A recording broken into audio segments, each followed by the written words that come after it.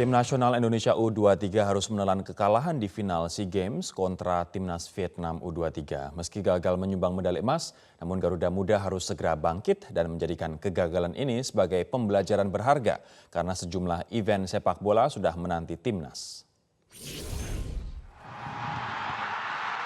Tim nasional Indonesia U23 harus menelan pil pahit usai dikalahkan timnas Vietnam U23 di laga final SEA Games hari Selasa lalu. Bermain di Rizal Memorial Stadium, skuad Garuda Muda kalah dengan skor 0-3. Hasil membuat The Golden Star berhak atas medali emas, sedangkan Indonesia harus puas dengan medali perak. Meski kalah, perjuangan pemain muda Indonesia di laga tersebut patut diapresiasi. Sukses mengalahkan Thailand di fase grup, Garuda Muda sempat kalah dari Vietnam, namun mampu memperbaiki permainan hingga tampil di partai puncak. Menteri Pemuda dan Olahraga Zainuddin Amali mengaku bangga dengan raihan timnas Indonesia. Meski tidak bisa meraih medali emas, Zainuddin Amali menegaskan usaha mereka harus diapresiasi karena tidak hanya SEA Games, masih ada turnamen yang lebih besar yang menanti mereka ke depannya. Kekalahan kali ini jangan juga dianggap sebagai kegagalan, namun menjadi pelajaran yang bisa dimanfaatkan untuk ke depan. Mudah-mudahan ini menjadi pelajaran buat kita akan evaluasi, apalagi kita menghadapi U20.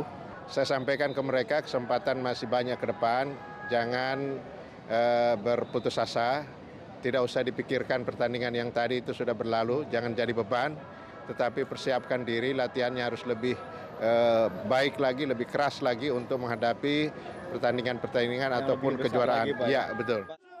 Usai berlaga, timnas Indonesia U23 rencananya akan tiba di tanah air pada hari Kamis dini hari. Dari Manila, Filipina, Sandi Firdaus, Mahmud Fauzi, Metro TV.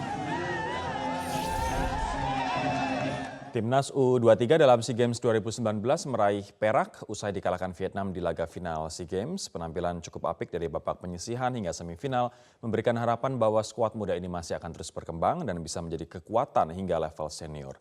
Nah, bagaimana pola pembinaan dan juga pengembangan timnas kita dan utamanya sepak bola dalam negeri? Kita akan mengulasnya bersama dengan dua orang narasumber. Ada Mas Estu Santosa, pengamat sepak bola. Mas Estu, selamat malam. Malam.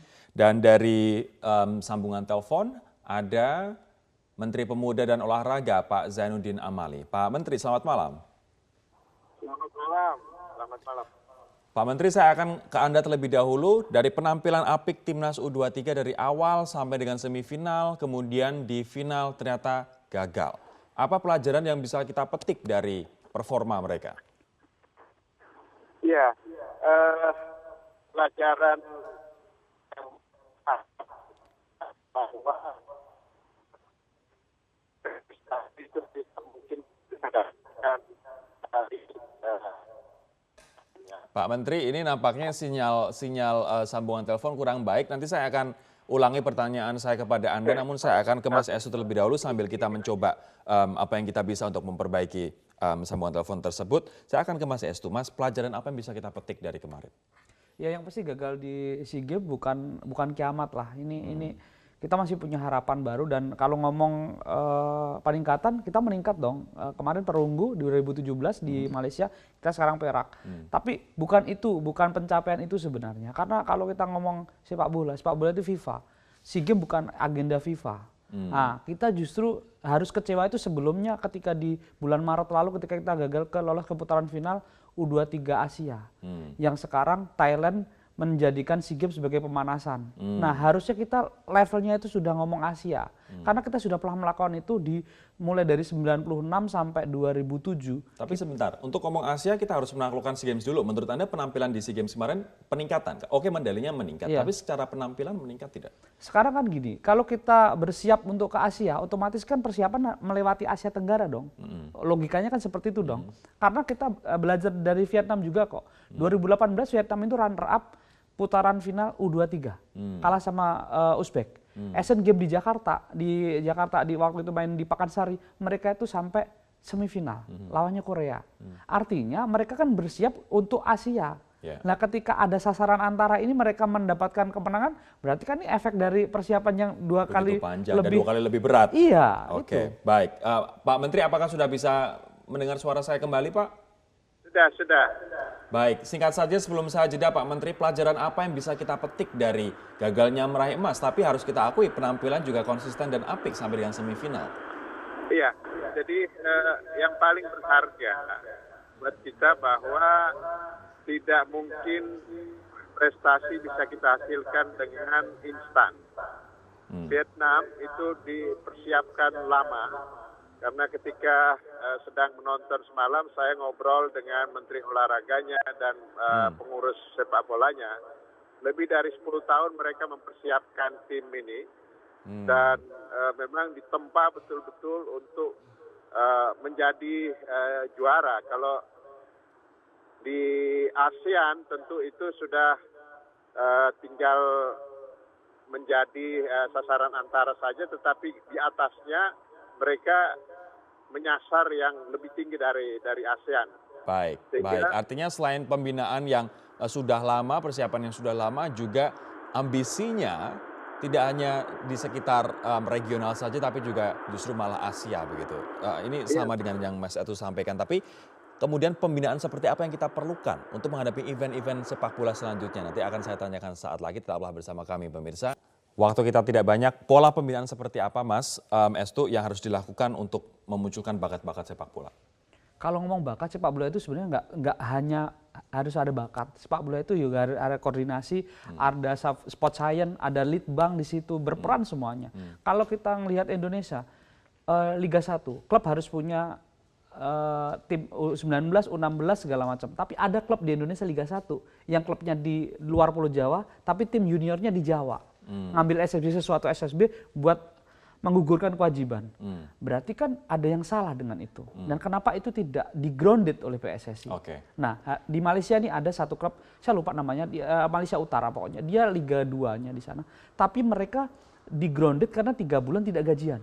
Langsung di-grounded. Dan kalau misalnya Indonesia seperti itu akan happy pemain. Karena mereka akan mendapatkan gaji secara tepat waktu apabila klubnya misalnya main-main akan di-grounded gitu. Loh iya, kan sekarang kalau besok jadi 2020 Liga 2 itu harus ada tim U18. Yakin tim Liga 2 itu bisa punya tim junior?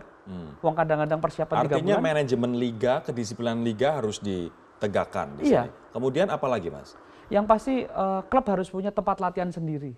Sekarang sekelas Persib Bandung, Persija, apakah mereka punya training ground sendiri? Kita nggak usah jauh-jauh. Selangor udah bikin sekarang, Selangor FA udah bikin tempat latihan sendiri. JDT dibuat latihan tim-tim besar. Nah, itu Malaysia, apalagi Thailand sudah maju. Gitu. Pak Menteri, adakah strategi dari Anda yang akan dikoordinasikan dengan PSSI untuk menciptakan tim-tim sepak bola kita yang kuat? Ya, sebenarnya pemerintah kita sudah punya impres nomor 3 ya. Dan itu bagaimana kemauan Bapak Presiden untuk mengembangkan sepak bola kita luar biasa. Satu-satunya cabang olahraga yang ada impresnya itu hanya sepak bola. Nah, tapi kita tidak cepat mau impres itu. Sekarang saya sedang koordinasi dengan Kementerian PMK, dengan Federasi, dan KONI dan semua stakeholder yang ada. Kita percepat membuat perintah impres itu harus ada peta jalan, harus ada roadmap. Ini artinya yang Anda dorong untuk pelaksanaan impres ini selain PSSI juga siapa saja Pak? Ya, impres itu beberapa kementerian harus ikut terlibat sebagai stakeholder. Misalnya untuk penyediaan lapangan, itu ada Kementerian ATR untuk lahannya, kemudian membangun lapangannya ada Kementerian PUPR. Artinya multi stakeholder ini. Ya, Kementerian Pendidikan bagaimana memikirkan sekolah anak-anak ini. Kan tidak mungkin dia masuk jam 7, pulang jam 2 seperti sekolah biasa. Hari ini bertanding, besok dia ujian. Pasti yang satu jeblok, yang satu anjlok. Nah, baik Pak Menteri. Harus terkoordinasi dengan baik semua stakeholder ini. Baik Pak Menteri, terima kasih. Waktu kita sudah habis Pak, mohon maaf singkat sekali Mas. Tapi terakhir untuk Mas Estu, perlukah Indra Syafri jadi pelatih timnas senior? Belum menurut saya. Kita harus cari, saya lebih cocok pelatih asing dulu dan carilah pelatih yang galak. Nah itu saya untuk mendisiplinkan atau gimana? Untuk semuanya, kondisi jadwal liga yang segala macam ini butuh orang yang galak, butuh orang yang tegas. Oke, terima kasih Mas Hestu dan juga terima kasih Pak Zainuddin Amali atas waktunya di Primetime News malam hari ini. Saya Rodi Asyari pamit. Tim nasional Indonesia U23 harus menelan kekalahan di final SEA Games kontra timnas Vietnam U23. Meski gagal menyumbang medali emas, namun Garuda Muda harus segera bangkit dan menjadikan